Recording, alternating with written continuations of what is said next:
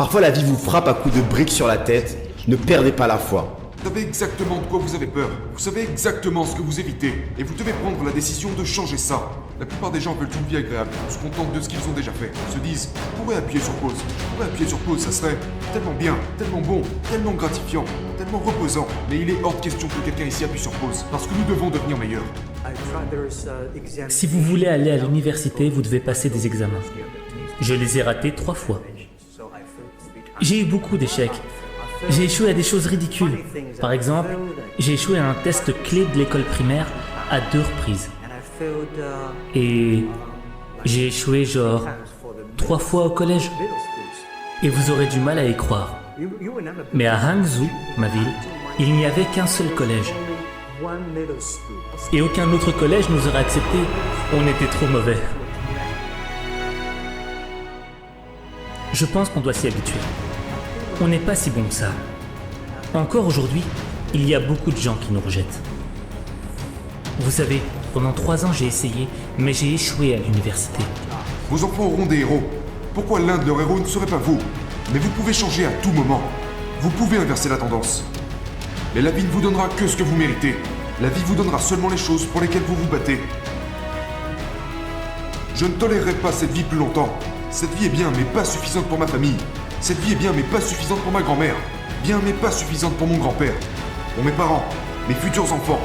Ma vie est bien, mais pas suffisante pour ma famille. Faites ce qu'il faut pour que vos enfants puissent se dire « Il a raison, je peux faire ça. Je suis fort, je suis spécial, je suis né pour une raison. » J'espère vraiment que vous comprenez ça. La vie vous donnera seulement les choses pour lesquelles vous vous battez. Alors j'ai postulé à plusieurs jobs, mais j'ai été rejeté 30 fois. J'ai été à la police, on m'a dit non, t'es pas assez bon.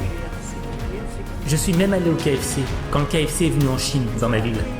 24 personnes se sont présentées. 23 personnes ont été acceptées. J'étais le seul gars à avoir été rejeté. Et quand je me suis présenté à la police, 5 personnes se sont présentées, 4 personnes ont été acceptées. J'étais encore le seul gars à avoir été rejeté. Oh, en passant, est-ce que je vous ai dit que j'ai postulé pour Harvard? J'ai été rejeté 10 fois. Et là, je me suis dit, peut-être qu'il faudra que j'aille donner cours là-bas un jour.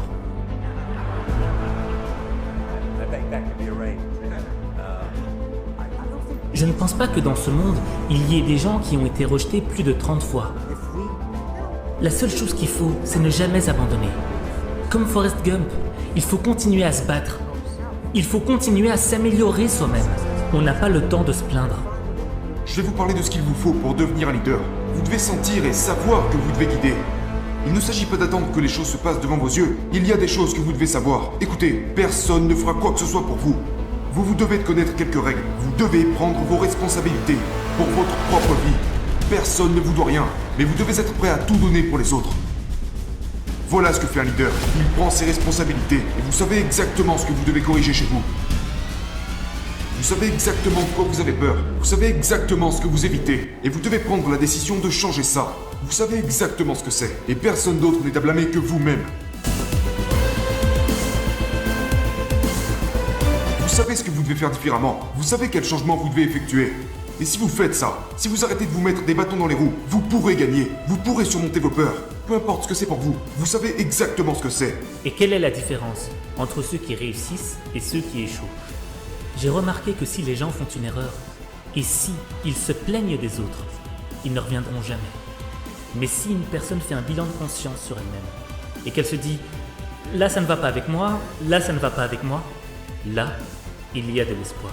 Les personnes qui échouent et qui disent « c'est de ma faute, je n'ai pas fait ça correctement, j'aurais dû m'y prendre autrement », ce type de personnes ont une chance d'y arriver.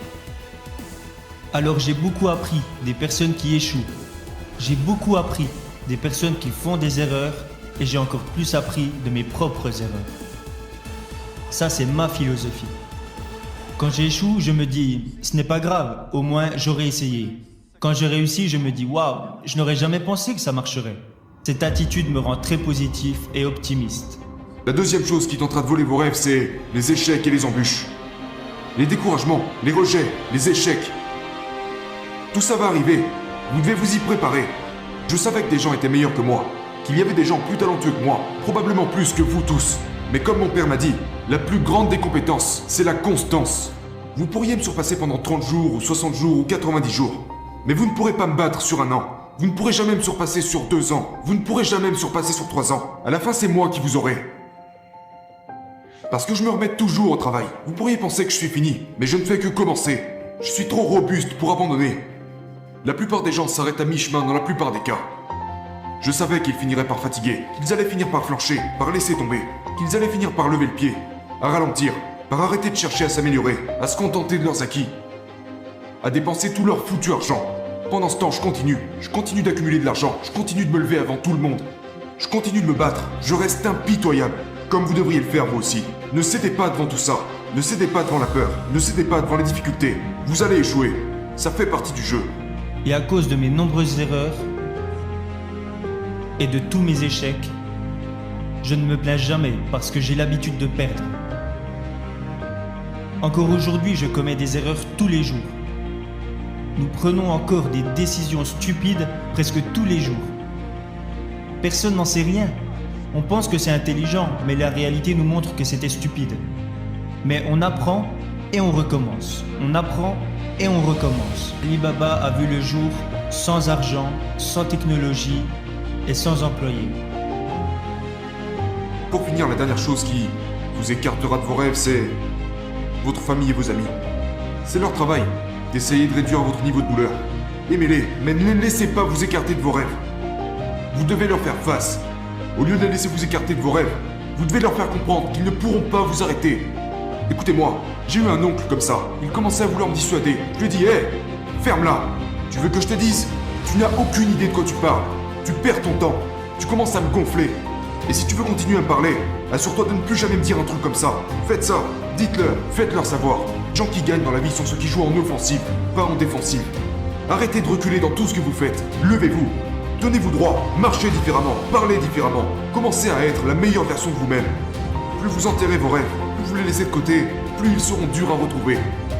Il est temps de dépoussiérer vos rêves, de les remettre juste en face de vous et de vous remettre à leur poursuite dès maintenant.